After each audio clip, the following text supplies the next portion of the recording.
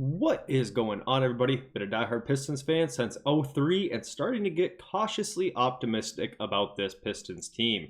The Pistons are currently 17 games into their season, and I wanted to go through today and award every NBA award to the Pistons team so far to date. So we're going to go through and we're going to name who the MVP of the season has been so far for the Pistons. We're going to go and name who the Defensive Player of the Year has been so far, the Sixth Man of the Year, the Most Improved Player, the Clutch Player of the Year, and the Rookie of the Year. That one should be pretty obvious.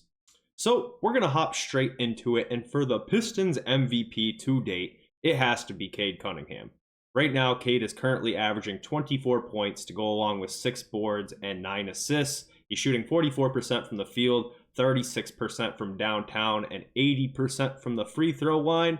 All in all, it has been a good year for Cade. Of course, the turnovers has caused some concern. That's kind of an elephant in the room that his turnovers are high with 4.6 per game right now. But the Pistons are by far a better team when Cade Cunningham is playing than when he is not. If you guys want evidence of how much Cade means to this Pistons team, watch them play extended minutes while he is not on the floor. Last night against the Hornets in overtime, it was very evident that the Pistons missed Cade Cunningham during those minutes. Every time Cade is on the bench, it is a hit or miss on if the Pistons will be able to get any type of offense rolling. And I think that is the most evident part about Cade is when he's not on the floor, the Pistons can sometimes look pretty damn stagnant on offense. So for that reason and that reason alone, and just the numbers, Cade is easily the Pistons MVP so far to date. Moving on to the Defensive Player of the Year, and this one has to go to Isaiah Stewart. B-Stew has been huge on the defensive end of the floor for us this year. Currently, he is averaging 1.3 blocks per game, which is the most in his career. That's a super impressive number, especially considering that he is quite undersized for a center and doesn't have much of a vertical leap. He does make up for it with wingspan. His defensive motor and intensity have been huge. It's very obvious that he is a versatile defender as well. He's able to switch onto smaller players and step out on the perimeter. Just incredibly well-rounded as a defender. Currently, when Isaiah Stewart is on the floor, the Pistons' defensive rating is a 108. When he is off the floor, the Pistons' defensive rating is 116. That is the biggest gap between defensive rating on-off for anybody on the Pistons, and all of the defensive analytics will tell you that Isaiah Stewart has been the most impactful defender for the Pistons, and I believe that the eye test will tell you that as well. So for the Defensive Player of the Year, Isaiah Stewart is going to take that one pretty clearly. So moving on to the Sixth Man of the Year, we have Malik Beasley. The Pistons bench as a whole unit has been incredibly impressive so far this year. Of course, looking back on last year, the bench unit was not very good for the Pistons. Monty Williams had a bad habit of liking to play all of his bench together at once. JB Bickerstaff has been not doing that nearly as often or at all. Normally, Cade or Ivey, both starters, stay on the floor, one or the other, when the bench is in. And I think that has made the bench better by itself, but adding someone like Malik Beasley to the Pistons bench is the bigger reason why the Pistons bench is no longer struggle minutes. Malik Beasley has been absolutely cruising recently. On the year, he's averaging 15.5 points per game, shooting 41% from the floor and 39% from three. Way more than half of his shot attempts come from downtown. He's currently averaging 3.6 three-pointers made per game, and those numbers have been even higher over the last course of the couple weeks. Ever since that Hardaway went down with a head injury and he stepped in for a couple games and started, Beasley has just been on an absolute tear. Every game, he's getting you 15-plus points. It's been multiple weeks since he's had a game with less than 15 points. And all the credit in the world to Malik Beasley.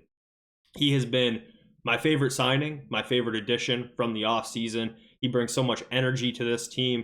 If you don't really watch the games and maybe just look at the stats and things like that, you might just think that he's just your ordinary shooter that can hit a three and spark plug off the bench, but he brings so much more to this team from a vibe standpoint, from an attitude standpoint, from a defensive intensity standpoint.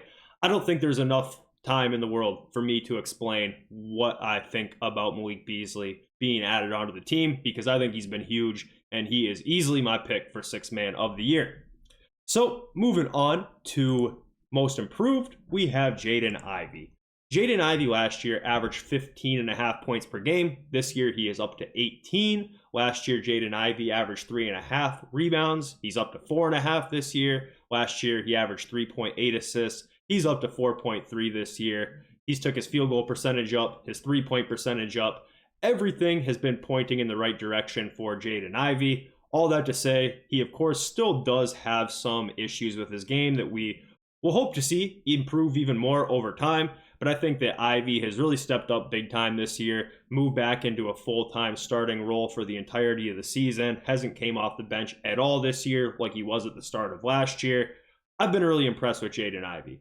At the very, very first part of the season, I went to the Pistons open practice, and when I got into that gym and saw the team in person for the first time this season, the first thing I noticed was how much better Jaden Ivey looked from a physical standpoint and from a shot mechanic standpoint.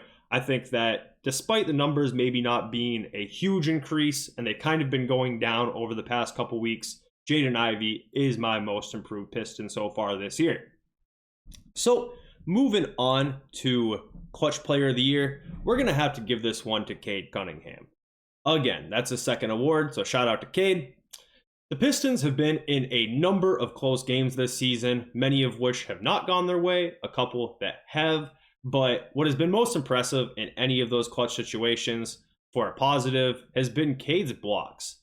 Cade had the game-sealing bucket and block against the Atlanta Hawks, and then just a couple games after that, when we were playing the Rockets, he had a huge game-saving block. We went on to lose that game due to Tobias Harris missing a couple free throws.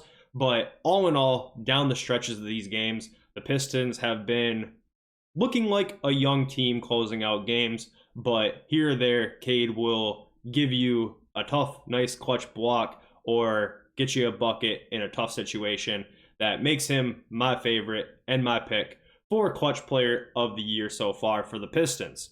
I saw a stat just like a week ago now that showed Cade Cunningham leading the league in clutch blocks, which is just amazing. If you have a point guard that can lead the league through a whole month in clutch blocks with 5 of them, that is a rare thing to have on your team, and just a huge fan overall of Cade and what he has done down the stretch of games for the most part. All that to say, there has been a few bad plays down the stretches of those games as well, but all in all, got to give this to him. So moving on here to Rookie of the Year. This will be the last one and the obvious one. The only rookie on our team that has got minutes is Ron Holland, so he's going to win Rookie of the Year. Shout out to Ron Holland. I'm not going to get too deep in the weeds on this because, as I mentioned, he's the only rookie who has got minutes for us.